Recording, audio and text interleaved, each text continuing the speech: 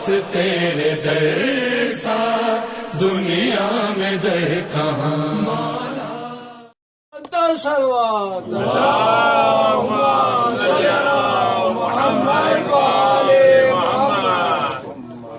اعوذ باللہ من الشیطان الرجیم بسم اللہ الرحمن الرحیم الحمد للہ رب العالمین والصلاة والسلام علی اشرف الانبیاء والمرسلین سیدنا و مولانا ابی القاسم محمد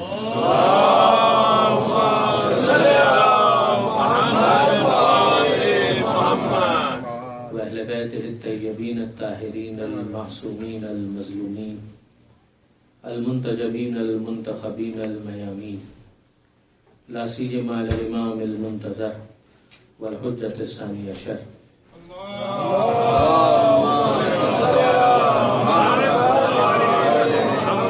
واللعنۃ الدائمۃ الباقیۃ علی اعدائهم اجمعین من یوم ظلمهم الی قیام یوم الدین اللہم انا نرغب الیک فی دولۃ کریمہ تعز بها الاسلام واہلہ وتذل بها النفاق واہلہ وتجعلنا فیها من الدعاة الی طاعتک والقادة الی سبیلک وترزقنا بها کرامة الدنیا والآخرہ رب اشرح لی صدری ویسر لی امری واحلل عقدۃ من لسانی یفقهوا قولی وجعلنی خالصا لوجهک الکریم یا اللہ صلوات علی محمد وعلی اللہم صلی علی محمد وعلی محمد اما بعد فقد قال اللہ سبحانہ وتعالی فی القرآن الحکیم بسم اللہ الرحمن الرحیم هو الذی بعث فی الامیین رسولا منہم یتلو علیہم آیاتہ ویزکیہم ویعلمہم الکتاب والحکمہ وَإِن كَانُوا مِن قَبْلُ لَفِي ضَلَالٍ مُبِينٍ صلوات علی محمد وعلی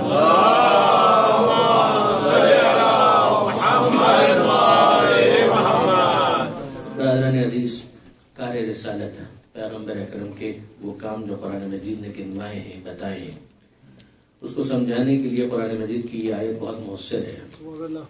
سورہ جمعہ کی آیت ہے کہ جسے آپ کے سامنے تلاوت کرنے کا شرف حاصل کیا گیا۔ یہ مضمون جو قرآن مجید کی سورہ کے آغاز ہی میں آپ کو ملے گا، یہ پروردگار عالم نے اوورآل 4 مقامات پر اس کا ذکر کیا ہے۔ 2 مرتبہ سورہ بقرہ میں، 1 مرتبہ سورہ آل عمران میں، اور 1 مرتبہ سورہ جمعہ میں۔ اس آیت میں پروردگار عالم یہ ارشاد فرماتا ہے کہ خدا وہ ہے کہ جس نے امیین میں رسول کو بھیجا، جو انہی میں سے ہے، اور ان کے درمیان وہ کام یہ کرتا ہے کہ یتلو علیہم آیاتہ، آیتوں کی تلاوت کرتا ہے، ویزکیہم، وہ ان کے نفسوں کو پاک کرتا ہے، ویعلمہم الکتاب والحکمہ، وہ انہیں کتاب کی تعلیم دیتا ہے اور وہ انہیں حکمت کی تعلیم دیتا ہے۔ میں نے آپ سے عرض کیا کہ پروردگار عالم نے سورہ بقرہ کے اندر بھی اس بات کو بیان کیا ہے۔ وہ پہلا موقع کہ جہاں پر پروردگار عالم نے موجودہ ترتیب کے مطابق، یعنی اگر آپ ترتیب کے اعتبار سے دیکھیں تو قرآن مجید کے حوالے سے یہ تو ہمارے جوانوں کو یقیناً معلوم ہوگا کہ ایک ترتیب تلاوت ہے اور ایک ترتیب نزول ہے۔ ترتیب نزول کا مطلب یہ ہے کہ جس سیکوینس سے قرآن ریویل ہوا، پروردگار عالم نے نازل کیا، اور ترتیب تلاوت کا مطلب یہ ہے کہ جب آپ مصحف یا قرآن کھولتے ہیں تو پہلا سورہ آپ کے سامنے آتا ہے، پھر دوسرا سورہ آتا ہے، وہ تیسرا سورہ آتا ہے۔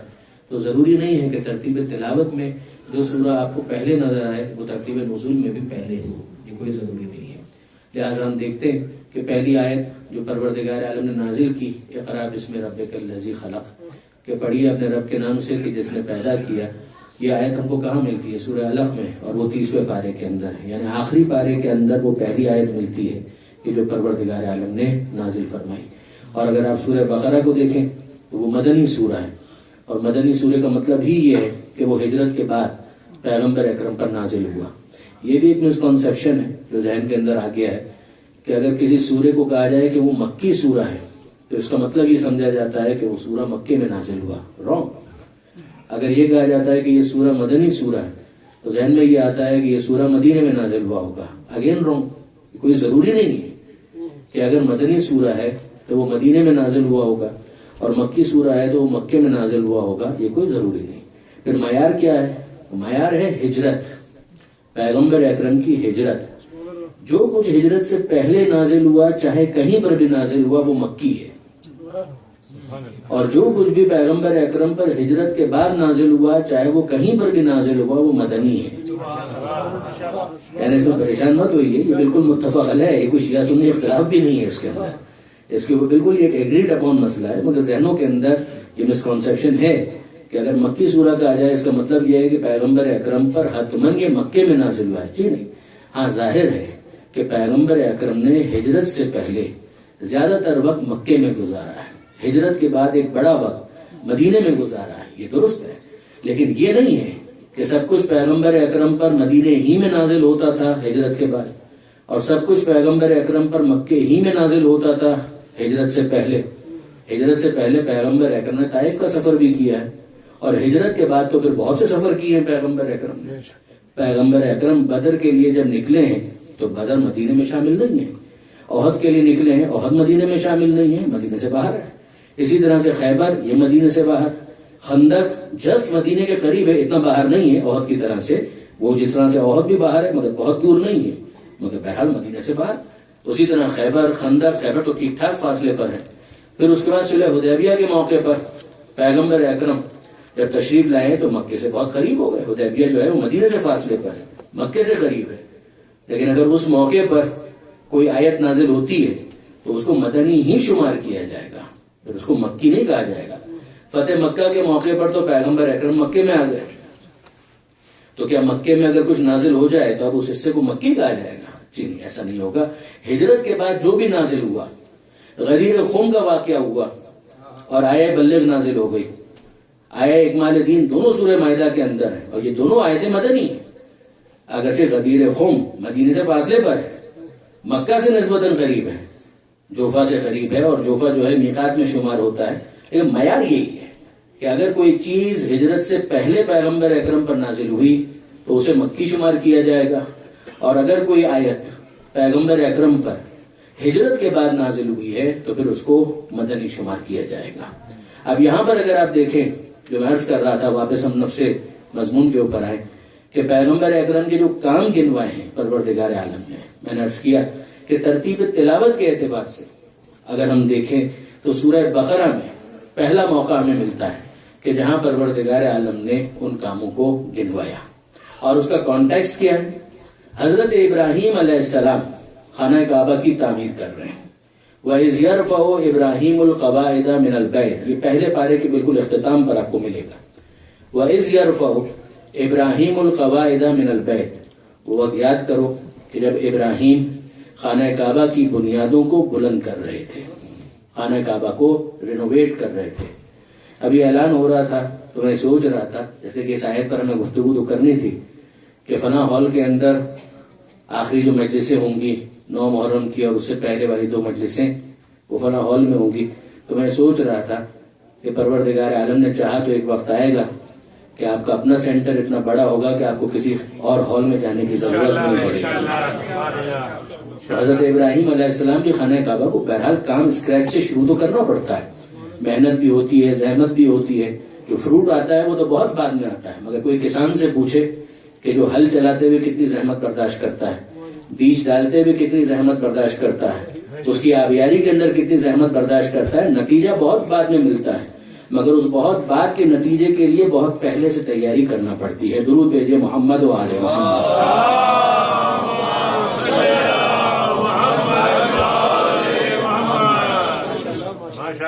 وَإِذْ يَرْفَعُ إِبْرَاهِيمُ الْقَوَاعِدَ مِنَ الْبَيْتِ، تو پروردگار فرماتا ہے کہ وہ وقت یاد کرو کہ جب ابراہیم خانہ کعبہ کی بنیادوں کو بلند کر رہے تھے، یعنی خانہ کعبہ پہلے بھی تھا مگر اس موقع پر خانہ کعبہ بطور مکان موجود نہیں تھا، اس کی بنیادیں تھیں، ورنہ حضرت آدم علیہ السلام کے زمانے سے خانہ کعبہ کا وجود ہمیں ملتا ہے۔ پروردگار عالم نے خود قرآن مجید کے اندر کہا کہ اِنَّ اول بیت وضع للناس للذی ببکہ، وہ پہلا مکان کہ جو بنایا گیا لوگوں کے لیے کہ وہ آ کر وہاں پر عبادت کرے، وہ وہی ہے کہ جو بکہ کے اندر ہے، جو مکہ ہی کا ایک اور نام ہے۔ تو آپ غور فرمائیے، وہ پہلا مکان تو حضرت ابراہیم علیہ السلام جب حضرت اسماعیل کے ساتھ مل کر خانہ کعبہ کو رینوویٹ کر رہے تھے خانہ کعبہ کی بنیاد نہیں رکھ رہے تھے، بنیاد وہاں پر تھی مگر اس بنیاد کو بلند کر رہے تھے۔ یہاں پر اگر آپ اجازت دیں تو میں ایک جملہ یہ عرض کرنا چاہوں گا کہ وہاں پر خانہ کعبہ کی بنیاد تھی، اسی جگہ پر خانہ کعبہ کو بننا ہے واپس سے، تو اس کا مطلب یہ ہے کہ کچھ عرصے کے لیے خانہ کعبہ پردہ غیبت میں چلا گیا تھا۔ تو جو پردہ غیبت میں چلا جاتا ہے اس کا انکار نہیں کیا جاتا، اس کے ظہور کا انتظار کیا جاتا ہے۔ حضرت ابراہیم علیہ السلام نے مناسب موقع پر اس پردہ غیبت کو چاک کر کے خانہ کعبہ کو پھر واپس عالم ظہور میں آنے کا موقع فراہم کیا، اور اسماعیل علیہ السلام جو ہیں وہ ساتھ ساتھ ان کی ہیلپ بھی کر رہے ہیں، تعمیر کر رہے ہیں، اسسٹ کر رہے ہیں کہ خانہ کعبہ کو بلند کیا جائے۔ اچھا یہ دیکھیے، خود ابراہیم علیہ السلام جب اسماعیل علیہ السلام کی مدد لے رہے ہیں، اس کا مطلب یہ کہ اسماعیل علیہ السلام اب اتنے بڑے ہو چکے ہیں کہ جہاں وہ مدد کر سکیں۔ جب اسماعیل علیہ السلام اور جناب ہاجرہ کو چھوڑ کر جا رہے تھے مکے کی سرزمین پر، اس موقع پر حضرت ابراہیم علیہ السلام نے کیا دعا مانگی تھی؟ یہ دعا مانگی تھی کہ اے پروردگار، انی اسکنتو من ذریتی، کہ میں اپنی ذریت کو چھوڑ کر جا رہا ہوں، بے وادن، ایک وادی میں، ایسی وادی غیر ذی زرع، کہ جہاں پر گھاس نہیں ہے، جہاں پر سبزہ نہیں ہے، جہاں پر کوئی پودا درخت اگانے کا امکان نہیں ہے، مگر میں کہاں پر چھوڑ کر جا رہا ہوں؟ عند بیتک المحرم، تیرے گھر کے پاس چھوڑ کر جا رہا ہوں۔ گھر وہاں پر دکھ نہیں رہا، مگر نہ دکھے، حضرت ابراہیم علیہ السلام جانتے ہیں کہ جگہ وہی ہے کہ جہاں پر بعد میں پھر سے اسے تعمیر کیا جائے۔ عند بیتک المحرم، اے پروردگار تیرے محترم گھر کے پاس میں چھوڑ کر جا رہا ہوں۔ پھر جناب ہاجرہ، جناب اسماعیل علیہ السلام دونوں وہاں پر رہے، اور خانہ کعبہ کی وہ پوری تاریخ ہے۔ مگر پھر وہ وقت آیا کہ جناب ابراہیم علیہ السلام پھر سے پلٹ کر آئے، اسماعیل علیہ السلام بڑے ہو چکے ہیں، اور پھر دونوں مل کر خانہ کعبہ کو رینوویٹ کرتے ہیں۔ اذ یرفع ابراہیم القواعد من البیت و اسماعیل، اور اس موقع پر انہوں نے یہ دعا مانگی کہ رب بنا، اے ہمارے رب، اے ہمارے پالنے والے، تقبل منا، ہم سے اس کو قبول فرما۔ سب سے اہم چیز تو قبولیت ہی ہے۔ انکا انت السمیع العلیم، یقیناً تو سننے والا ہے، یقیناً تو جاننے والا ہے۔ اب دیکھیں برادران عزیز، یہ ابراہیم اور اسماعیل دونوں مل کر خانہ کعبہ کو تعمیر تو کر رہے ہیں، تعمیر کرنے کے پیچھے بھی کچھ تفصیلات ہیں، کچھ قرآن نے بیان کی، کچھ تاریخ میں آئی، قصص الانبیاء میں بیان کیا گیا، احادیث کے اندر اس کو ایکسپلین کیا گیا۔ ایک بہت محترم پتھر ہے، ایک تو حجر اسود ہے، ایک اور بہت محترم پتھر ہے کہ جس کا نام ہے مقام ابراہیم۔ پروردگار عالم نے قرآن مجید کے اندر اس کا بھی باقاعدہ ذکر کیا۔ مقام ابراہیم وہ پتھر کہ جس پر ابراہیم علیہ السلام کے قدموں کے نشان ہیں۔ آج بھی جو حاجی حضرات جاتے ہیں، پروردگار سب کو مکہ اور مدینہ کی بھی زیارت بار بار نصیب کرے۔ تو برادران عزیز، وہ پتھر آپ بھی ویڈیوز کے اندر، انٹرنیٹ کے اوپر، امیجز کے اندر دیکھتے ہوں گے۔ وہ ایک پورا شوکیس بنایا ہوا ہے کہ جس کے اندر اس پتھر کو محفوظ کیا گیا۔ قرآن مجید نے باقاعدہ اس کا ذکر کیا۔ پروردگار فرماتا ہے فیہ آیات بینات مقام ابراہیم، روشن نشانیاں ہیں، اور ان روشن نشانیوں کے اندر ایک اہم نشانی ہے مقام ابراہیم، وہ پتھر کہ جس پر ابراہیم علیہ السلام کے قدموں کے نشان ہیں۔ بیک گراؤنڈ کیا ہے؟ ابراہیم علیہ السلام اس پتھر کو کیسے یوز کرتے تھے؟ اب آپ تاریخ میں دیکھیے، قرآن نے تو اتنا بتایا، مگر آپ تاریخ کو دیکھیے اٹھا کر، متفق علیہ کہ پیغمبر ابراہیم علیہ السلام جب خانہ کعبہ کو تعمیر کرنا چاہ رہے تھے تو قد آدم کے برابر، یعنی ایک ہیومن ہائٹ کے برابر جتنا دیوار کو بلند کر سکتے تھے انہوں نے کر دیا۔ اب مزید بلند کرنا ہے تو کیا کریں؟ اس موقع پر اس پتھر کو یوز کیا گیا۔ حضرت ابراہیم علیہ السلام اس پر کھڑے ہوئے، ان اللہ علی کل شیء قدیر، اللہ ہر چیز پر قدرت رکھتا ہے۔ تو حضرت ابراہیم علیہ السلام اس پتھر پر کھڑے ہوئے، اور اب یہ پتھر جسٹ لائک لفٹ ویسا کام کر رہا تھا کہ جیسے لفٹ سے کام لیا جاتا ہے۔ ابراہیم علیہ السلام اسماعیل علیہ السلام سے اینٹیں لیتے جاتے تھے، اس کو رکھتے جاتے تھے، چنتے جاتے تھے، یہ پتھر اکارڈنگلی ایز پر ریکوائرمنٹ بلند ہوتا جاتا تھا۔ حضرت ابراہیم علیہ السلام جتنا بلند کرنا چاہ رہے تھے انہوں نے بلند کیا، جتنا بلند کرنا چاہ رہے تھے انہوں نے بلند کیا۔ ایک مرتبہ مکان تعمیر ہو گیا، ایک مرتبہ مکان تعمیر ہو گیا تو ایک کام تو ہمیں سمجھ میں آیا، دوسرا کام کیا ہوا؟ اب پروردگار عالم نے کہا کہ اے ابراہیم اذن فی الناس، یہ قرآن کی آیت ہے، اذن فی الناس بالحج یاتوک رجالا وعلی کل ضامر، اے ابراہیم ایک کام کرو، لوگوں کو بلاؤ، حج کے لیے بلاؤ، لوگوں کو حج کے لیے ندا دو، ہوگا یہ یاتوک رجالا، لوگ آئیں گے، پیدل بھی آئیں گے، وعلی کل ضامر، اور تیز رفتار سواریوں پر بیٹھ کر آئیں گے، یاتینا من کل فج عمیق، دور دراز سے آئیں گے، یعنی اے ابراہیم تمہاری صدا بصحرا ثابت نہیں ہوگی۔ حضرت ابراہیم علیہ السلام اس موقع پر سوال کرتے ہیں کہ اے پروردگار میری آواز کہاں تک جائے گی؟ میں اگر آواز دوں گا، یہ ہم ہی کو سمجھانے کے لیے کہ میں اگر آواز دوں گا آواز میری کہاں تک جائے گی، اس کی ایک رینج ہے، اس سے آگے تو نہیں جا پائے گی۔ تو حضرت ابراہیم علیہ السلام کو پروردگار عالم نے جواب دیا علیک الاذان وعلینا البلاغ، اے ابراہیم آواز دینا تمہارا کام ہے، پہنچانا ہمارا کام ہے۔ تم آواز دینے کے مکلف ہو، تم اس بات کے رسپانسبل ہو کہ تم آواز دو، اب اس کے بعد وہ آواز کہاں تک جاتی ہے اسے ہم پر چھوڑ دو کہ ہم اس آواز کو کہاں تک لے جاتے ہیں۔ تم بے فکر رہو، تم نے اپنا جاب کر لیا، تم نے اپنا کام مکمل کر لیا، جاب ڈن، تم آواز دو۔ اور اب اس کے بعد حضرت ابراہیم علیہ السلام اس پتھر پر کھڑے ہوئے اور یہ پتھر بلند ہوا، اتنا بلند ہوا کہ حضرت ابراہیم علیہ السلام کے سامنے گویا پوری دنیا بالکل واضح ہے۔ جیسے آپ ہوائی جہاز کے اوپر بیٹھتے ہیں، زمین کے اوپر ہیں تو سب چیزیں ایک الگ انداز سے نظر آتی ہیں، مگر آپ بلندی پر جائیں تو لگتا ہے کہ سب چیزیں سمٹ کر آنکھوں کے سامنے آ رہی ہیں۔ اب حضرت ابراہیم علیہ السلام کے لیے یہ اہتمام خاص ہے پروردگار کی طرف سے کہ پوری دنیا نظر آ رہی ہے۔ اب بعض باتیں ایسی ہیں برادران عزیز میں کیا اس کی تشریح کروں، لیکن ہے کہ ابراہیم علیہ السلام نے اس موقع پر اب اعلان کیا ہلموا الی الحج، ہلموا الی الحج، ہلموا الی الحج، اے لوگوں آؤ حج کی طرف، آؤ حج کے لیے، آؤ حج کے لیے۔ اور آپ دیکھ لیجئے جا کر کہ وہاں یہ لکھا ہوا آپ کو ملے گا تاریخ مکہ کے اندر اور دیگر کتابوں کے اندر کہ حضرت ابراہیم علیہ السلام کی یہ آواز پروردگار عالم نے اس موقع پر روئے ارض پر جتنے افراد موجود تھے آن دا فیس آف ارتھ ان سب تک پہنچائی کہ ابراہیم حج کے لیے بلا رہے ہیں۔ ان سب کے کانوں تک پروردگار نے وہ آواز پہنچائی۔ وہ کون؟ جو سارے کے سارے آن دا فیس آف ارتھ اس وقت الائیو موجود تھے؟ جواب جی نہیں۔ معاملہ صرف یہاں تک نہیں رہا، آواز ان تک بھی گئی، اس کے علاوہ جو رحم مادر میں in the womb of mother اس وقت بننے کے مرحلے میں تھے ان تک بھی گئی، صلب پدر کے اندر جو تھے ان تک بھی وہ آواز گئی۔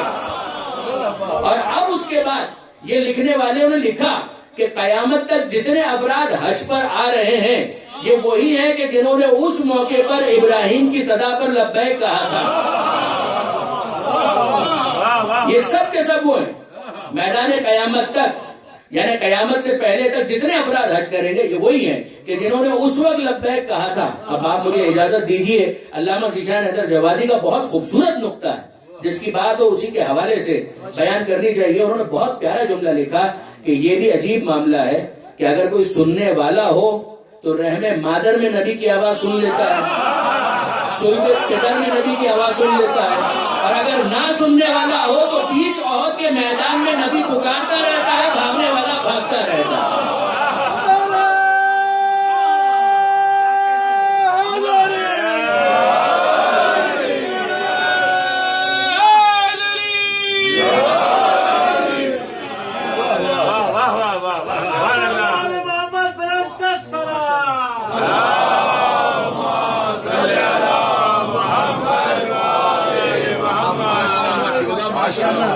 برادران عزیز آپ نے غور فرمایا، واقعی معاملہ تو ایسا ہی ہے کہ جب لکھا ہوا ہے کہ وہاں بھی جو تھے انہوں نے سن لیا تو یہ بڑے ہی بدبخت تھے کہ جو بیچ میدان میں نبی کی آواز نہ سن سکے۔ اچھا آپ برادران عزیز واپس آئیے اور ذرا غور کیجیے، ہم موضوع کو ڈسکنٹینیو نہیں کریں گے، اس کو آہستہ آہستہ آگے بڑھائیں گے کہ ذرا دیکھیے آپ غور فرمائیے اس بات کے اوپر کہ یہ جتنے حاجی ہیں، خود میں نے بھی اس سال بھی اور الحمدللہ تقریباً ہر سال ہی حج کا یہ شرف حاصل ہوتا ہے، بہت بڑی سعادت ہے، مگر سب کے سب کیا کہتے ہیں؟ سب کے سب کہتے ہیں لبیک اللہم لبیک. ترجمہ کیا ہے؟ حاضر ہوں اے اللہ میں حاضر ہوں. خدا کی قسم آواز تو ابراہیم نے دی تھی.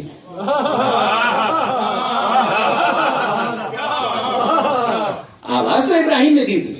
میں کوئی مناظرہ نہ گفتگو نہیں کر رہا, میں ایمانداری کی بات آپ سے عرض کر رہا ہوں کہ اذن فی الناس یہ تو قرآن کی آیت ہے, اسی کو رسپونڈ کیا جا رہا ہے. لبیک حاضر ہوں, یعنی کسی نے بلایا ہے تب آپ کہہ رہے ہیں نا کہ میں حاضر ہوں. تو وہ بلانے والا کون ہے؟ کسی سے بھی پوچھئے تو وہ کہے گا اللہ نے بلایا ہے. تو میں کہہ رہا ہوں کہ اللہ میں حاضر ہوں, مگر آپ قرآن دیکھیے, اذن پروردگار تو ابراہیم سے کہہ رہا ہے, اے ابراہیم اے خلیل خدا تم پکارو, تم پکارو, جواب آئے گا لبیک اللہم لبیک. تو یہ سارے کے سارے کیا مشرک ہو گئے ہیں کہ ابراہیم کو خدا کہہ رہے ہیں؟ ہر ایک یہی جواب دے گا کہ جناب ہم مشرک نہیں ہوئے, ابراہیم نے خدا ہی کی طرف سے تو آواز دی تھی. جو خدا کی طرف سے آواز دے تو اسے خدا ہی کی آواز مانا جائے گا. اب وسیلے میں کون سے انکار کی گنجائش باقی رہے گا؟ درود بھیجے گا محمد و آل محمد پر.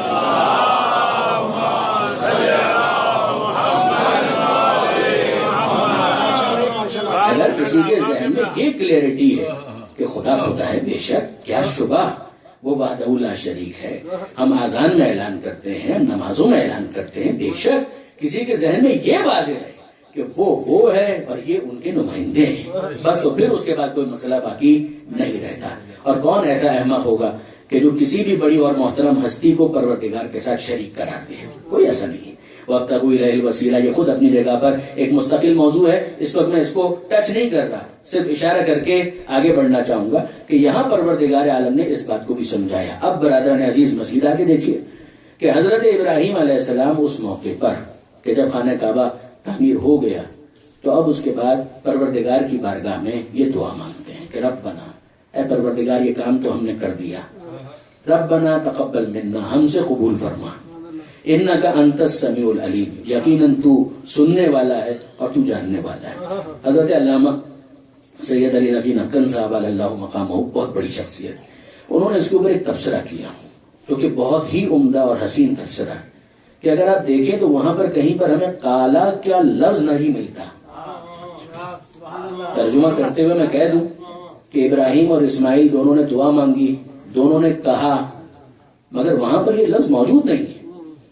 اگر آپ ترجمے کے دوران خانہ پوری کے لیے یہ لفظ اضافہ کر دیں بریکٹ کے اندر, وہ ایک الگ بات ہے, لیکن واپس دیکھیے وَإِذْ, یاد کرو, یرفعو, جب یہ رفع کر رہے تھے یعنی بلند کر رہے تھے, ابراہیم القواعد من البیت, گھر کی بنیادوں کو بلند کر رہے تھے, وہ اسماعیل, اور اسماعیل بھی ان کے ساتھ تھے. ربنا, بلا فاصلہ آ جاتا ہے ربنا, اے ہمارے پروردگار, تقبل منا, ہم سے قبول فرما, انکا انت السمیع العلیم, تو یقیناً سننے والا ہے اور تو جاننے والا ہے. وہاں پر یہ لفظ تو موجود نہیں ہے قالا. عربی کے اندر دو افراد اگر کہہ رہے ہوں تو صیغہ ماضی ہے قالا. اگر آپ صیغہ مضارع کے ذریعے سے کرنا چاہیں تو یقولان, قائلین, اگر حال بنانا چاہیں طریقے تو ہیں, مگر پروردگار عالم نے یہ لفظ وہاں پر لکھا نہیں ہے. تو پھر یہ ہے کیا معاملہ؟ دیکھیں برادران عزیز, اس کو سمجھنے کے لیے ہمیں ایک اور آیت کی طرف توجہ کرنی پڑے گی, اور وہ ہے سورہ دہر کی آیت. اب سورہ دہر جو ہے وہ کون مومن ایسا ہے کہ جو اس سورے سے واقف نہیں ہے, اس سورے کے مرکزی خیال سے واقف نہیں ہے, اس سورے کے خلاصے سے واقف نہیں ہے. آپ جانتے ہیں کہ وہاں پر پروردگار عالم نے یہ ذکر کیا کہ یوفون بالنذر ویخافون یوما کان شرہ مستطیرا. پروردگار عالم تعریف کر رہا ہے پنجتن کی. بیک گراؤنڈ آپ کے ذہن میں ہے, بالکل ہے, کہ حسنین بیمار ہو گئے اور پروردگار عالم کے حکم سے پیغمبر اکرم نے یہ تجویز پیش کی علی و زہرا کو کہ بچوں کی صحت یابی کے لیے نظر کرو 3 روزوں کی. 3 روزوں کی نظر کرو, جس کا ایک طریقہ ہوتا ہے نظر کرنے کا, منت ماننے کا, جس کا طریقہ پورا آپ کو توضیح المسائل کے اندر لکھا ہوا مل جائے گا, کہ باقاعدہ ایک جملہ کہنا بھی ہوتا ہے زبان سے, کہ جس کے بعد وہ نظر منعقد ہوتی ہے. دیکھیے نیت دل کے ارادے کا نام ہے. اگر آپ نماز پڑھنے سے پہلے کوئی جملہ نہ کہے, آپ کا دل کا ارادہ یہ ہے کہ میں نماز پڑھتا ہوں قربتاً اللہ, کافی ہے. آپ کچھ نہ کہیں روزے سے پہلے, کہ آج کا روزہ میں صبح سے شام تک رکھتا ہوں قربتاً اللہ، آپ نہ کہیں. آپ کے دل کے اگر اندر ارادہ موجود ہے وہی آپ کی نیت ہے. بے شک یہی ہے معاملہ. ابھی آپ عزاداری کے لیے تشریف لائیں، عزاداری بھی تو عبادت ہے، مگر کیا گھر سے نکلنے سے پہلے آپ نے کوئی جملہ کہا؟ آپ نے کوئی جملہ نہیں کہا، تو کیا نیت کے بغیر آ گئے؟ یہ نیت کے بغیر نہیں ہو رہا. نیت دل کے ارادے کا نام ہے. اگر دل میں ارادہ موجود ہے تو زبان سے کچھ نہ کہیں نیت ہے، اور اگر دل میں ارادہ نہیں ہے تو زبان سے کچھ بھی کہتے رہے وہ نیت نہیں ہوگی. خاص اس لیے گزارش کرتی کہ بعض افراد ہمارے پاس دوست وسواس کا شکار ہو جاتے ہیں. وہ 5 منٹ تک 10 منٹ تک نیت ہی کرتے رہتے ہیں، ان کی نیت ہی نہیں ہوتی. وضو کے لیے بیٹھے ہیں اور پانی گر رہا ہے اور وضو شروع ہی نہیں ہو رہا. ان سے پوچھا جائے کہ آپ وضو کیوں نہیں کرے؟ کہ میں نیت کر رہا ہوں. بندہ خدا، یہ جو آپ نل تک آئے تھے تو بغیر نیت کے آ گئے تھے. وہ مصلے پر کھڑے ہو گئے ہیں اور نیت ہی کر رہے ہیں. 4 منٹ 10 منٹ 12 منٹ 15 منٹ ان کی نیت ہی مکمل نہیں ہو رہی. کیا ہو گیا؟ کہ میں نیت کر رہا ہوں. یہ مصلے پر آپ آئے تھے تو کس لیے آئے تھے؟ کھانا کھانے کے لیے آئے تھے؟ آپ مصلے کے اوپر کیا کھیلنے کے لیے آئے تھے؟ نہیں، آیا تو نماز ہی کے لیے تھا. جب آپ کہہ رہے ہیں کہ آپ آئے تھے نماز کے لیے تو یہ آپ کا کہنا خود بتا رہا ہے کہ آپ کی نیت تھی، تبھی تو آپ آئے. نیت دل کے ارادے کا نام ہے. لیکن جب آپ منت مانتے ہیں، جب آپ نظر کرتے ہیں، تو نظر کے لیے نیت کے ساتھ ساتھ ایک جملہ زبان سے کہنا بھی ضروری ہے. وہ خود اس نظر کو فارمل بناتا ہے، ورنہ وہ نظر انفارمل رہتی ہے. اس کو اگر فارملائز کرنا ہے تو پھر اس کے لیے زبان سے یہ کہنا کہ اللہ کے لیے مجھ پر لازم ہے یا اللہ کے لیے مجھ پر ہے کہ میں اس کام کو انجام دوں گا اگر میرا فلاں کام ہو جائے. یہ ہے وہ فارمل نظر یا منت، جس کی تفصیل میں عرض کر رہا تھا کہ توضیح مسائل میں آپ کو ملے گی. اس کی تفصیل اس وقت بیان کرنا مناسب نہیں ہے. اب آئیے واپس اہل بیت کے گھرانے کے اندر یہ مسئلہ آ گیا. حسنین بیمار ہو گئے، اور جب بیمار ہوئے ہیں تو پیغمبر اکرم یہ تجویز پیش کر رہے ہیں علی و زہرا کے سامنے کہ بچوں کی صحت یابی کے لیے منت مانو، نظر کرو. نظر مانی، اور کیا نظر مانی؟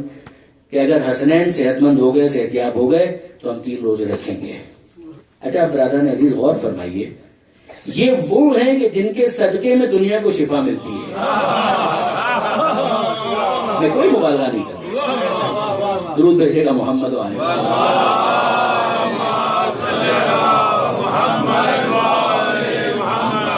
یہ وہ ہیں، واقعی یہ وہ ہیں کہ جن کے صدقے میں دنیا کو شفا ملتی ہے.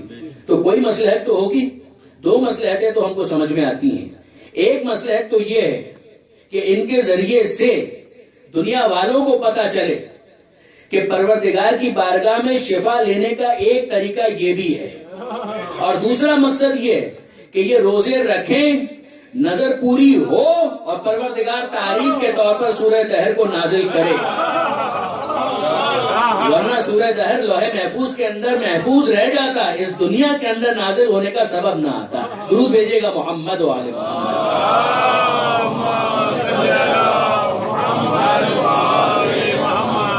اب روزے رکھے، جب صحت مند ہو گئے تو اس کے بعد روزے رکھے.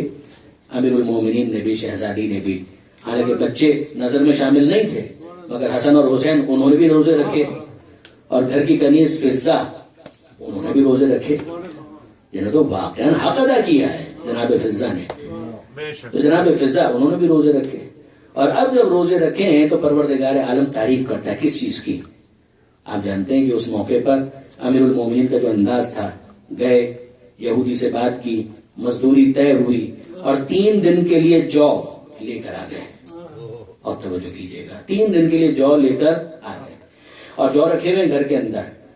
پہلا دن روزہ رکھا، افطار کا وقت آیا، روٹی تیار ہے، جناب سیدہ نے افطار کا سامان آمادہ کیا ہے جو اس گھر کا طریقہ کار تھا اس کے مطابق. اور اس موقع پر مسکین، یتیم اور اسیر، یہ پہلا دن مسکین آ گیا اور اس نے آ کر یہ کہا کہ میں مسکین ہوں اور اے اہل بیت اگر میری مدد کر سکو، میں بھوکا ہوں، میرے پاس کھانے کے لیے کچھ نہیں ہے.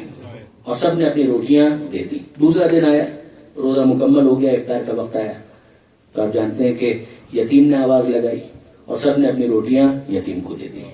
تیسرا دن آیا، اسیر نے صدا لگائی اور اسیر کو روٹیاں دے دی گئیں. اس پر مولانا مودودی نے بڑا اعتراض کیا، بہت سے دوسرے افراد نے بھی اعتراض کیا. دیکھیے برادران عزیز، میں سب جملے بولنے کا عادی نہیں ہوں، لیکن یقین جانیے کہ یہ اہل بیت کے فضائل کی آیتیں جو ہیں وہ بہت مشکل سے ہضم ہوتی ہیں، اتنی آسانی سے ہضم نہیں ہوتی. ابن تیمیہ ہوں، دوسرے افراد ہوں، ان سب کا مسئلہ ہے.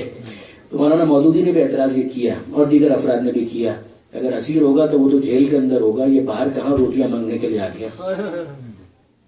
اگر اسیر ہوگا تو وہ تو زندان کے اندر ہوگا، یہ باہر روٹیاں مانگنے کے لیے کہاں آ گیا؟ تو یہ تو آپ پروردگار عالم سے پوچھیے. سب سے پہلے تو یہ سوال آپ پروردگار عالم سے کریں کہ وہ کیوں کہہ رہا ہے کہ یطعمون الطعام علی حبہ مسکینا و یتیما و اسیرا. لیکن برادران عزیز، کیا واقعا زندان کا یہی کانسیپٹ ہے؟ کیا اوپن جیلز کا کوئی کانسیپٹ نہیں ہے؟ ایک پوری داستان ہے اس حوالے سے. مجھے حیرت ہوتی ہے کبھی کبھی پڑھے لکھے افراد بھی کیسے کیسے اعتراضات کر دیتے ہیں. ایک زمانہ ایسا گزرا ہے کہ جس کے اندر ایک بھاری پتھر ہے، اگر کسی کو قیدی بنایا ہے، کوئی زندان نہیں ہے کہ اس کو وہاں پر رکھا جائے، اکوموڈیٹ کیا جائے، اس کو ایک زنجیر پہنا دی گئی ہے اور ایک بھاری پتھر ہے وہ اس کے ساتھ باندھ دیا گیا ہے. اب وہ اس کو لے کر چلے اور جہاں تک جا سکتا ہے جائے، بھاگ نہیں سکے گا، وہ اپنا گزارا اسی طریقے سے کرے گا. یہ اوپن جیل کا بھی ایک کانسیپٹ ہے اور بہت سے ٹرائبل ایریاز کے اندر آج بھی یہ طریقہ کار افغانستان وغیرہ کے اندر رائج رہا ہے. ماضی قریب میں ممکن ہے کہ آج بھی یہ سلسلہ کہیں نہ کہیں آپ کو مل جائے. یہ اوپن جیلز کا ایک کانسیپٹ کہ ٹھیک ہے بھاری پتھر یا اور کوئی ایسی چیز کہ جس سے یہ بھاگ نہ سکے اور ریاست کے اوپر کوئی بوجھ بھی نہ آئے.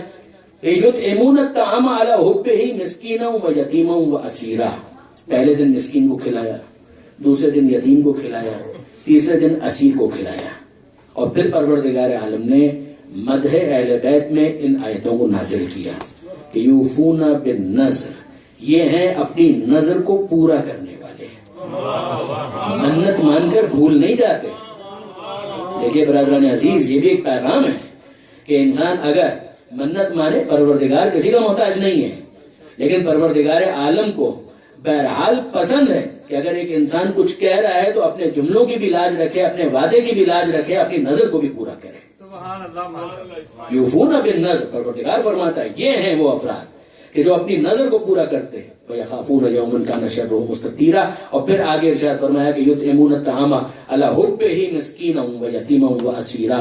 یہ اللہ کی محبت میں، یہ ترجمہ ایک ترجمہ ہے علی حبہ کا، اس کی محبت میں کھلاتے ہیں مسکین کو، یتیم کو اور اسیر کو.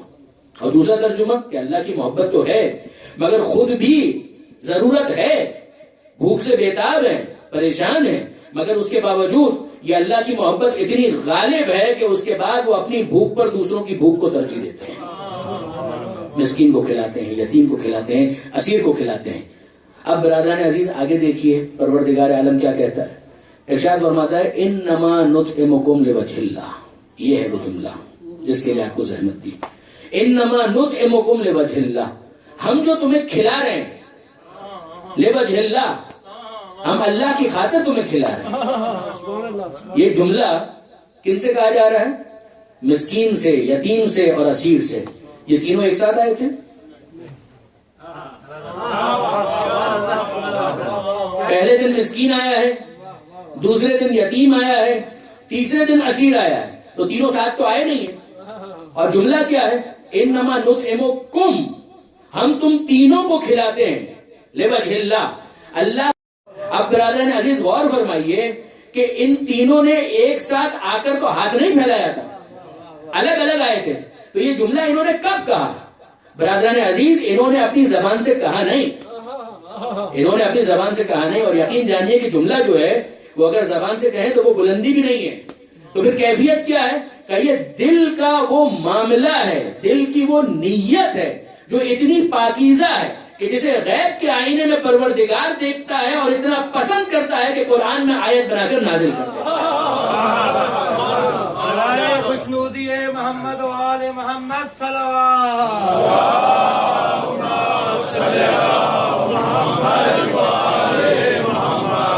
محمد و آل محمد بلند تر صلوات.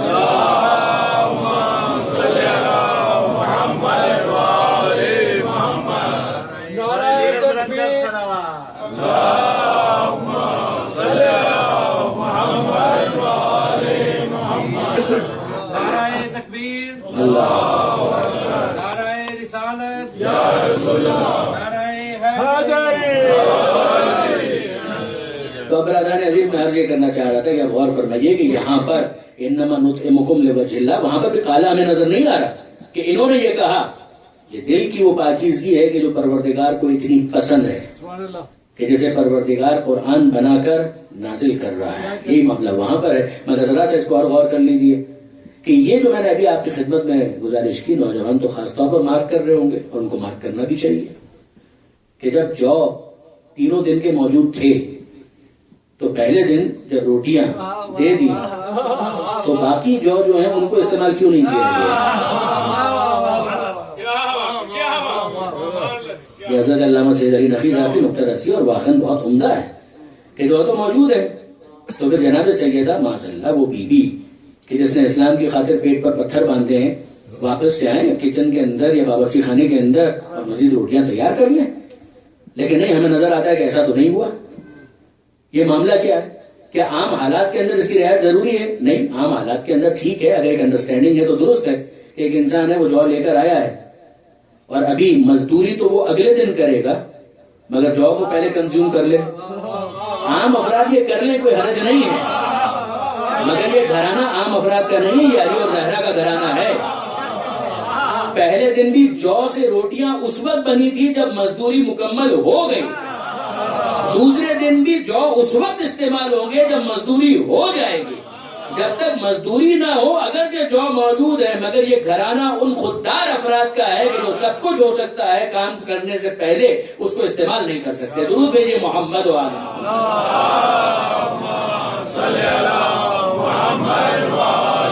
محمد. اور یہیں پر یہ بھی میں عرض کر دوں برادران عزیز کہ یہ جو پروردگار عالم نے کہا کہ ان کا یہ ارادہ کہ لا نرید منکم جزاء ولا شکورا، یہ دینے والے کا معاملہ ایسا ہی ہونا چاہیے کہ نہ وہ جزا کا طلبگار ہو نہ وہ شکریہ چاہے، مگر جس پر احسان کیا جائے اس کی ذمہ داری کچھ اور ہے.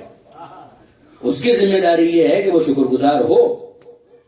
دیکھیے ہر ایک اپنے اعتبار سے ذمہ داری کو سمجھے نا کہ جو یہ کام کر رہا ہے اس کے کام کے اندر اتنا خلوص، اتنی پاکیزگی ہو کہ وہ یہ کہے، اس کا دل کا ارادہ کی ہو کہ ہم کوئی جزا نہیں چاہتے، ہم کوئی شکریہ نہیں چاہتے. مگر آپ دیکھیں گے کہ روایتوں کے اندر، احادیث کے اندر ہمیں یہ ملتا ہے کہ من لم یشکر المخلوق لم یشکر الخالق. ارے جو مخلوق کا شکریہ ادا نہیں کر سکتا وہ خالق کا شکریہ کیا خاک ادا کرے گا؟ سبحان اللہ. مخلوق کا اگر اس نے تم پر احسان کیا، اس نے تمہارے سیمسٹر کی فیس دے دی، اگر تمہارے گھر میں فاقے تھے اس نے غذا کا اہتمام کر دیا یا کسی اور طرح سے تمہاری مدد کی ہے، تو تمہیں احسان شناس ہونا چاہیے، شکر گزار ہونا چاہیے. اس کی پاکیزگی اسی میں ہے کہ نہ وہ جزا کا طلبگار ہو نہ وہ شکریہ کا طالب ہو، مگر جس کے اوپر احسان کیا جائے. اب یہیں پر ذرا دیکھیے امیر المومنین حضرت علی بن ابی طالب علیہ الصلوۃ والسلام،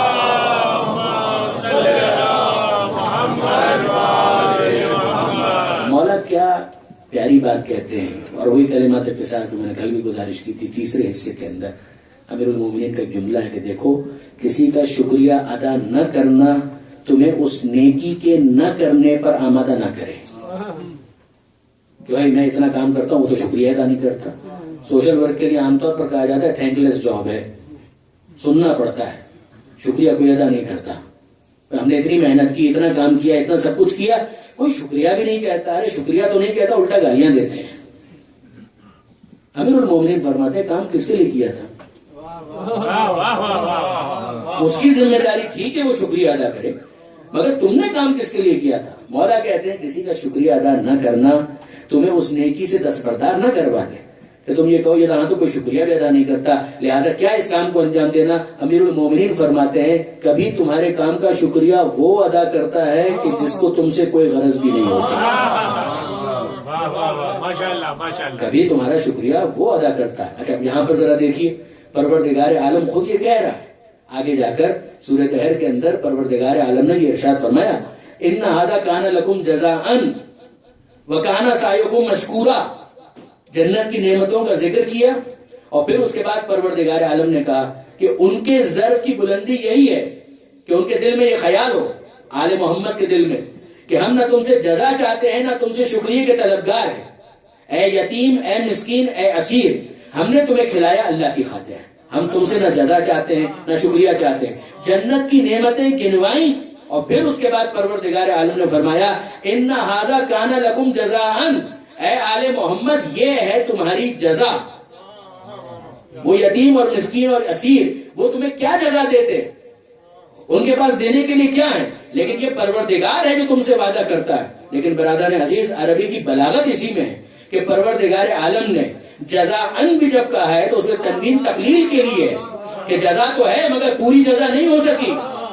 جنت کی نعمتیں چھوٹی پڑ گئی اس کام کے مقابلے میں جو آل محمد نے کیا ہے، لہذا پروردگار عالم نے گویا کمپنسیٹ کیا اور یہ کہا کہ یہ جزا تو ہے مگر تھوڑی سی جزا ہے، مگر تمہاری یہ جو کاوش اور یہ تمہارا کام ہے، کوئی اور تمہارا کیا شکریہ ادا کرے گا، خود پروردگار تمہارا شکر گزار ہے، تمہارا قدردان ہے۔ کانا سعیکم مشکورا، جب خدا شکریہ ادا کرے اس کا مطلب یہی ہوتا ہے کہ قدردانی ہے پروردگار کی طرف سے، ایک ریکگنیشن ہے پروردگار عالم کی جانب سے۔ درود بھیجے گا محمد و آل محمد۔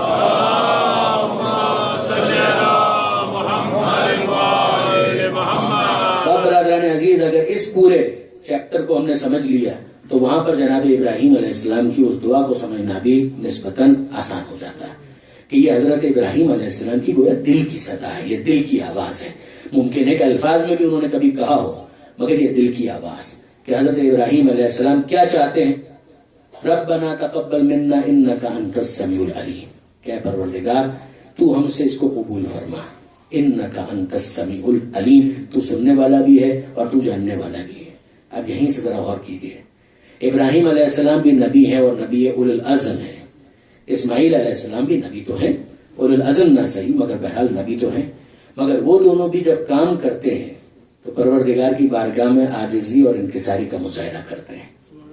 معصوم ہے، نہ خطا کا کوئی امکان ہے نہ گناہ کا کوئی امکان ہے، مگر اس کے باوجود آپ پاکیزگی دیکھیے کہ ربنا، اے پروردگار ہم نے اپنی سے کوشش کی مگر شان جو تیری شان ہے اس کے مطابق کہاں ہم سے کام ہو سکتا ہے، بس تو قبول فرما، تقبل منا انک انت السمیع العلیم، یقیناً تو سننے والا ہے، یقیناً تو جاننے والا ہے۔ یہاں پر کیا ہمیں سمجھ میں آتا ہے کہ انسان جتنا بھی کام کرے اس کام کو تھوڑا سمجھے، چھوٹا سمجھے، کیونکہ جو شان پروردگار ہے، جو شان معصوم ہے، اس کے مطابق ہم کچھ نہیں کر سکتے۔ یہ ان کا بڑا پن ہے کہ وہ قبول کر لیں۔ یقین جانیے برادر، ہم کیا عزاداری کریں گے، ہم کیا ماتم کریں گے، ہم کیا آنسو بہائیں گے جو آنسو فاطمہ زہرا نے بہائے، ہم کچھ نہیں کر سکتے۔ ہم اپنی سی کچھ کوشش ہے کہ جس کو پیش کرتے ہیں، برادر نے عزیز ذہن میں رکھیے گا، خاص طور پر میرے نوجوان دوست، ظاہر بزرگان تو واقف ہیں، وہ تو ثواب کے حصول کے لیے آتے ہیں، لیکن میرے نوجوان دوست خاص طور پر اس پر توجہ کریں، یہ یاد رکھیے گا تھوڑا بھی خلوص کے ساتھ خدا کی بارگاہ میں بہت زیادہ ہے، اور بہت زیادہ ہو اگر خلوص نہیں ہے تو پروردگار کی بارگاہ میں اس کی کوئی حیثیت نہیں ہے۔ چوتھے امام کا جملہ ہے کہ ینظر الی قلوبکم لا الی صورکم، کہ خدا تمہارے دلوں کو دیکھتا ہے، تمہارے چہرے کو نہیں دیکھتا، تمہارے دل کے خلوص کو دیکھتا ہے کہ کس پاکیزگی کے ساتھ، پیورٹی کے ساتھ، خلوص کے ساتھ تم اس کام کو انجام دے رہے ہو۔ میں نہیں کہتا کہ ظاہری اعتبار سے جو کام کیا جائے اس میں حسن و جمال نہ ہو، خوبصورتی نہ ہو، بالکل ہونی چاہیے۔ انسان کا جو کام ہے اس کو پرفیکٹ ہونا چاہیے، دنیاوی اعتبار سے بھی اس کو بہترین ہونا چاہیے، مگر اگر اس کے اندر وہ معنویت نہیں ہے تو پھر ساری چیزیں بیکار ہیں۔ اس کے اندر بنیادی ترین جو چیز ہے وہ ہے خلوص۔ برادران عزیز، میں آپ کی خدمت میں واضح طور پر عرض کرنا چاہوں گا، جناب بلال آزان دیتے تھے، جناب بلال آزان دیتے ہوئے سین اور شین کے درمیان فرق نہیں کر پاتے تھے۔ حبشہ کے رہنے والے تھے، عام اصطلاح کے مطابق کہوں کہ اہل زبان نہیں تھے، عرب نہیں تھے، ظاہر ہے کہ وہ سین اور شین کے درمیان ڈسٹنگوش نہیں کر پاتے تھے۔ اشہدو کی جگہ بولتے تھے اسہدو، اشہدو ان لا الہ الا اللہ نہیں بول پاتے تھے، اسہدو ان لا الہ الا اللہ، اسہدو ان محمد رسول اللہ، یہ بولا کرتے تھے۔ اور دوسرے افراد مذاق اڑاتے تھے۔ پیغمبر اکرم کے پاس باقاعدہ یہ شکایت بھی گئی کہ اللہ کے رسول یہ بلال جو ہیں ان کو آپ نے کہاں لگا دیا یہ اذان دینے کے لیے، یہ تو اشہدو بھی نہیں بول پاتے تو اسہدو بولتے ہیں۔ تو پیغمبر اکرم نے مسکرا کر جو جواب دیا وہ یاد رکھنے کے قابل ہے۔ پیغمبر فرماتے ہیں کہ سین بلال شین عند اللہ، بلال کی زبان سے جب تم سنتے ہو تو اسہدو سنتے ہو، مگر خدا کے پاس یہ اسہدو اشہدو بن کر پہنچتا ہے۔ اب میں آپ سے سوال کرتا ہوں کہ اس کا یہ مطلب ہے کہ ہم لوگ جان بوجھ کر اشہدو کی جگہ اسہدو بولنا شروع کر دیں؟ یہ نہیں ہے۔ جو صحیح بول سکتا ہے وہ صحیح ہی بولے گا، وہ کیوں سے خراب کرے گا؟ لیکن اگر پوری کوشش کے بعد بھی اگر کوئی اس طرح سے نہ بول پائے تو وہ اسے ترک نہیں کرے گا، اس کی ذمہ داری یہ ہے کہ پھر جتنا کر سکتے ہو کرو، خلوص کو انٹیکٹ رکھو، خلوص کو محفوظ رکھو، پھر جس طرح کر سکتے ہو، جیسے کر سکتے ہو۔ ینظر الی قلوبکم کا مطلب یہی ہے کہ خدا تمہارے دل کو دیکھتا ہے کہ تم نے اپنی سی کوشش کی، اب اگر تم نہیں بول پا رہے کوئی بات۔ کتنے ہی ایسے افراد ہیں برادران عزیز، نوحہ پڑھنے کی خواہش رکھتے ہیں، نوحہ پڑھنے کی کوشش کرتے ہیں، اس طرح سے نہیں پڑھ پاتے جس طرح سے آفاق صاحب پڑھتے ہیں، اس طرح سے تو بہت کم افراد پڑھ پائیں گے، لیکن کیا ان کو ہم ڈسکریج کر دیں؟ ایک ڈسپلن ہوگا، ظاہر اس کے مطابق چند افراد جو ہیں وہ پڑھیں گے یہاں پر، اور وہی مینج ہو رہا ہے ماشاءاللہ، کتنا اچھا یہاں پردیس کے اندر کراچی کی یاد آ جاتی ہے، ایسا لگتا ہے کہ جیسے وطن ہی کے اندر عزاداری ہو رہی ہے۔ لیکن برادران عزیز، اب بنیادی بات کیا ہے، محسوس بالکل مت کیجیے گا، جو آئے محنت کر کے آئے، وہ اپنی سی پوری کوشش کرے، اس محنت کے اندر کمی نہیں ہونی چاہیے۔ اگر یہ طے ہوا ہے فلاں صاحب آئیں گے اور سلام پڑھیں گے، کیا اچھی بات ہے، بہت عمدہ، موقع ملا ہے، بہترین کوشش کیجیے، اور پھر اس کے بعد اگر کوئی کمی رہ جائے تو کوئی مسئلہ نہیں، زہرا قبول کریں گے، یہ بھی قبول کریں گے انشاءاللہ، بے شک قبول کریں گے، لیکن اپنی کوشش کے اندر کمی نہیں آنی چاہیے، اور اس خلوص کی حفاظت کریں جس کے لیے پیغمبر اکرم ختمی مرتبت احمد مجتبی محمد مصطفیٰ صلی اللہ علیہ وسلم پیغمبر اکرم یہ فرماتے کہ من اخلص للہ 40 یوما، کہ جس نے 40 دنوں کے لیے، 40 سالوں کے لیے نہیں، 40 مہینوں کے لیے نہیں، 40 ہفتوں کے لیے بھی نہیں، 40 دنوں کے لیے، من اخلص للہ 40 یوما، اگر کسی نے 40 دنوں کے لیے اپنے آپ کو خالص کر لیا اللہ کی خاطر، تو ہوگا کیا، جر اللہ ینابی الحکمہ من قلبہ الی لسانہ، اللہ اسے تحفہ یہ دے گا کہ حکمت، وزڈم کے چشمے اس کے دل سے اس کی زبان پر جاری کر دے گا۔ نہیں برادران عزیز، ذرا غور کیجیے، یہ آخری منزل ہے، پھر اس کے بعد ہمیں مصائب کی طرف جانا ہے۔ یہ نہیں کہا پیغمبر اکرم نے خلق اللہ، جس نے 40 دن کے لیے اپنے آپ کو خالص کر لیا، اللہ اس کے دل میں حکمت کے چشموں کو پیدا کر دے گا، یہ نہیں کہا۔ جملہ یہ، لفظ یہ کہ جر اللہ، جاری کر دے گا، ینابی الحکمہ، حکمت کے چشموں کو اس کے دل سے اس کی زبان پر، من قلبہ الی لسانہ، جاری کس کو کیا جاتا ہے؟ جو پہلے سے موجود ہو۔ ایک ہے کہ وہاں پر اس کو پیدا کیا جائے، پیدا نہیں کیا جا رہا، وہ ہے موجود مگر اس کے اوپر پردہ پڑا ہوا ہے۔ اگر ایک انسان 40 دن کے لیے اپنے آپ کو خدا کے لیے خالص کر لے تو تحفہ یہ ملے گا کہ وہ پردہ ہٹ جائے گا اور حکمت کا چشمہ ظاہر ہو کر زبان سے لوگوں کے سامنے نمایاں ہو جائے گا۔ اب میں آپ سے پوچھنا چاہتا ہوں کہ اگر پردہ ہو تو اس پردے کے پیچھے جو ہے اسی کو غیبت میں کہتے ہیں۔ اگر 40 دن کے لیے فرد اپنے آپ کو خالص کر لے تو دل میں موجود پردہ غیبت ہٹ جائے گا اور حکمت کے چشموں کو ظہور کا موقع ملے گا۔ اگر پوری قوم 40 دن کے لیے اپنے آپ کو خالص کر لے تو کیا زمانے کے امام کا غیبت کا پردہ چاک نہ ہو جائے؟ یہ خلوص بہت اہم ہے برادران عزیز، کہ ہم یہ کام کیوں کر رہے ہیں، یہ عبادت ہے۔ عبادت کا مطلب ہی یہ ہے کہ وہ قربتاً اللہ، معصوم نے جس طرح سے بتایا، معصوم کی خوشنودی کی خاطر، من یطیع الرسول فقد اطاع اللہ، اگر کسی نے اللہ کے رسول کی اطاعت کی اس نے گویا خدا کی اطاعت کی۔ اگر شہزادی کے لیے کوئی کام کر رہا ہے گویا خدا کے لیے وہ کام کر رہا ہے، پیغمبر اکرم کے لیے کام کر رہا ہے۔ شہزادی ہی کی تو دعا تھی جس کی وجہ سے آپ اور ہم سب یہاں پر موجود ہیں، خاص طور پر جو غیر سادات ہیں۔ سادات کا تو بہرحال یہ گھر کا معاملہ ہے، لیکن جو غیر سادات ہیں ان کے لیے اگر میں کہوں تو خاص طور پر یہ تو جناب سیدہ کی دعاؤں کا اثر ہے۔ ورنہ کون سی چیز ہے کہ جو انسان کو اپنے گھر کے آرام کو چھوڑ کر فرش عزا پر آنے کے لیے آمادہ کرتی ہے؟ یہ نام حسین کے اندر کیا کشش ہے جو پروردگار عالم نے رکھی ہے؟ معصوم کا جملہ ہے کہ ان للحسین حرارۃ فی قلوب المؤمنین لن تبرد ابدا، نام حسین میں وہ حرارت ہے کہ جو مومن کے دل کو گرمائے رکھتی ہے اور کوئی چیز اسے ٹھنڈا نہیں کر سکتی۔ لن تبرد، لن کا مطلب ہے نیور، یہ ہو ہی نہیں سکتا کبھی۔ اگر کوئی مومن ہے اور وہ اپنے ایمان کو چیک کرنا چاہتا ہے تو اپنے دل سے سوال کرے، نام حسین کے ساتھ کوئی حرارت اس کے دل میں موجود ہے؟ اگر ہے تو وہ مومن ہے، ورنہ اس کا ایمان سے کیا تعلق ہے؟ جو حسینی نہیں ہو سکتا وہ مومن بھی نہیں ہو سکتا۔ بس برادران عزیز، میں نے آپ کو بہت زحمت دی اور تھوڑا وقت میں نے زیادہ بھی شاید آج لے لیا، لیکن آئیے آج حسین کی اس مصیبت کا ذکر کریں کہ اگر کوئی غور کرے تو شاید عاشور کی مصیبت سے کم نہیں ہے۔ مدینہ سے سفر، وہ شہر کے جہاں پر آپ اس وقت پردیس میں ہیں، اس بات کو زیادہ محسوس کر سکتے ہیں. اپنے وطن سے دور رہنا کتنا مشکل ہے. ابھی حافظ صاحب کا تو پورا سلام ہی اس بات پر تھا کہ کتنا مشکل ہے، واقعا کتنا مشکل ہے. اپنے اجداد کی سرزمین کو چھوڑنا، وہ جگہ چھوڑنا کہ جہاں پر اجداد کی قبریں موجود ہیں، یہ کتنا مشکل ہے.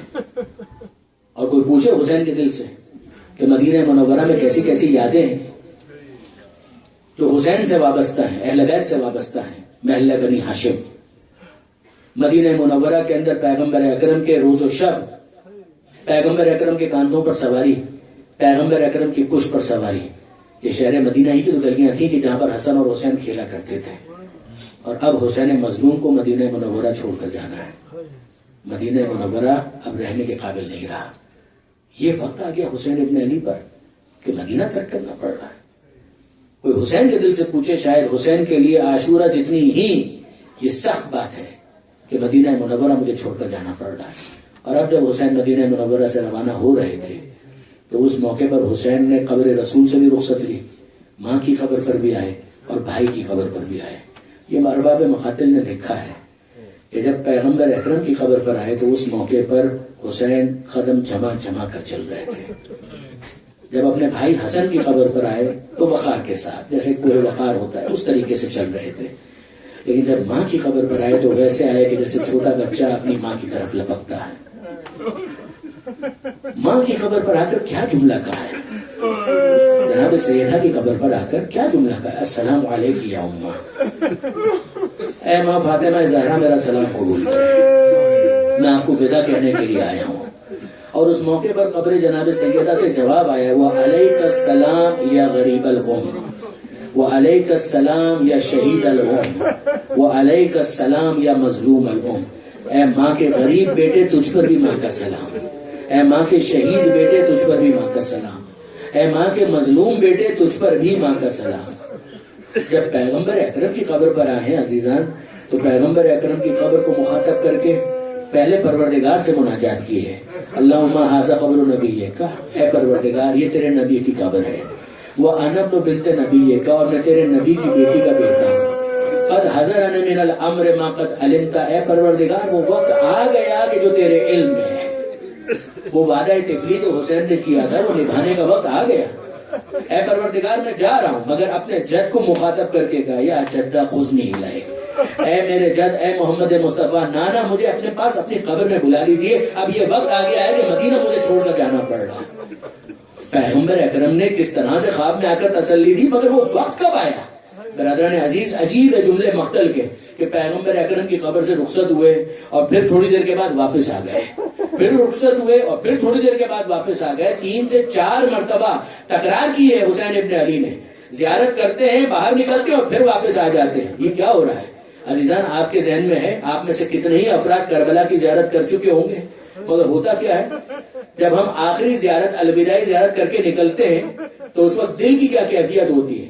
باہر نکل رہے ہوتے ہیں اور پلٹ پلٹ کر دیکھ رہے ہوتے ہیں، ایک مرتبہ اور زری نظر آ جائے، ایک مرتبہ اور حسین کا روزہ نظر آ جائے. جو کیفیت ظاہر کی ہوتی ہے وہی کیفیت پیغمبر اکرم کی زری سے رخصت ہوتے ہوئے، قبر پیغمبر سے رخصت ہوتے ہوئے حسین مظلوم کی تھی. حسین رخصت ہو رہے تھے اور بار بار پلٹ کر آتے تھے، اور آخر میں یہ کیا حسین مظلوم نے کہ اپنے آپ کو اپنے نانا کی قبر پر گرا دیا، رخسار رکھا قبر پیغمبر پر اور آنکھ لگ گئی، حسین کی آنکھ لگ گئی. یہ کتنا بے جوڑ جملہ ہے، کتنا بے جوڑ جملہ ہے. کہاں وہ کیفیت اور یہ آنکھ لگ گئی. علامہ سید علی نقی فرماتے ہیں کہ محسوس یہ ہوتا ہے کہ نفسیات کے بدلنے سے اثر بدلتا ہے. حسین نے جیسے ہی اپنا رخسار رکھا ہے قبر رسول کے اوپر، حسین کو کچھ یاد آ گیا. قبر رسول کے ذریعے سے رسول کا سینہ یاد آ گیا کہ یہ میرے نانا کا سینہ تھا کہ جس پر سر رکھ کر میں سویا کرتا تھا. جیسے ہی نانا کا سینہ یاد آیا اور ویسے ہی حسین کی آنکھ لگ گئی. بس عزیزوں، یہ خاندان اہل بیت میں سینے پر سونے کی رسم بہت آگے تک گئی. وہ رسول کا سینہ کہ جس پر حسین سویا کرتے تھے، اور وہ حسین کا سینہ کہ جس پر سکینہ سویا کرتی تھی، اور اسی سینے کی تلاش میں سکینہ مقتل میں بھی آ گئی تھی. اور جناب زینب نے جب بیدار کیا دیا تھا اور ایک جملہ کہا تھا. علامہ رشید ترابی کہا کرتے تھے کہ سکینہ کو بیدار کر کے کہا, اے بیٹی سکینہ, اس طرح کوئی جنگل میں نہیں سویا کرتا. سکینہ اپنی معصومیت میں کہتی ہے مگر پھوپھی اماں میرے بابا بھی تو یہیں پر سو رہے ہیں, جس طرح سے میرے بابا جنگل میں سو رہے ہیں, میں اپنے بابا کو تنہا چھوڑ کر